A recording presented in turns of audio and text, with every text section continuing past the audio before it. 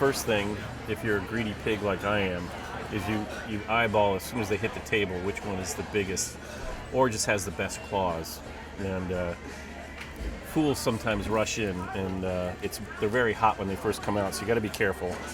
But I fortunately have asbestos hands.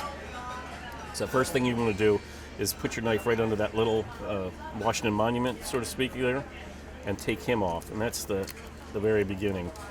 Then you use leverage, and the leverage is key, and it's a learned thing, but you get in there and you kind of pry the top of the shell down so it comes away cleanly. And a lot of times all the middle stuff comes out with it. And that's now your receptacle for your parts.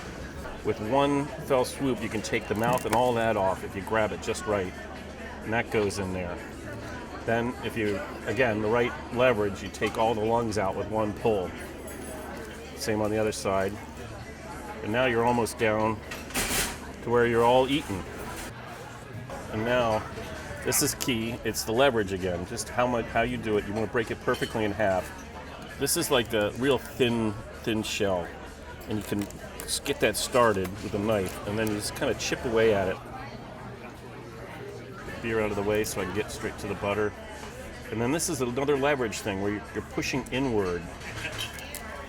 And you kind of come in like that and get as much of that meat as you can. And that's your money bite. The tricky part. And again, it comes down to the pressure.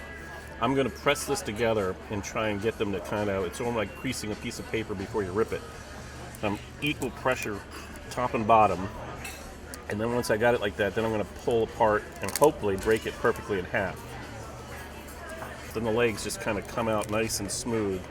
And you got these little bits for dipping. This is the part where most people leave, they don't know what to do with this, and they leave a lot of meat behind. What you do is you've broken it perfectly in half. Now you're pushing from inside and squeezing that stuff out of there. It's a good time to pause and have a beer before you go to the next one. These are easy.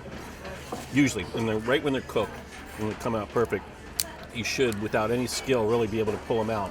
A lot of people go crazy with the mallet. That is not the call. The call is one well-placed blow, hopefully, kind of just gets it started. And that way you're going to get a lot more meat pulled out. You don't want it to be all, tons of little pieces of crab claw cracked because you hit it too hard too many times. But then you're picking all that stuff off your meat. And then, just a mirror image. I don't know when I developed my own style, but I've been eating crabs for 30 plus years, since I was a teen. And, I, in the beginning, didn't know what the hell I was doing. And then I just sort of, I think intuitively, no one taught me. I just kind of played around with it and figured out, how do I get this out of there without, with the least amount of effort?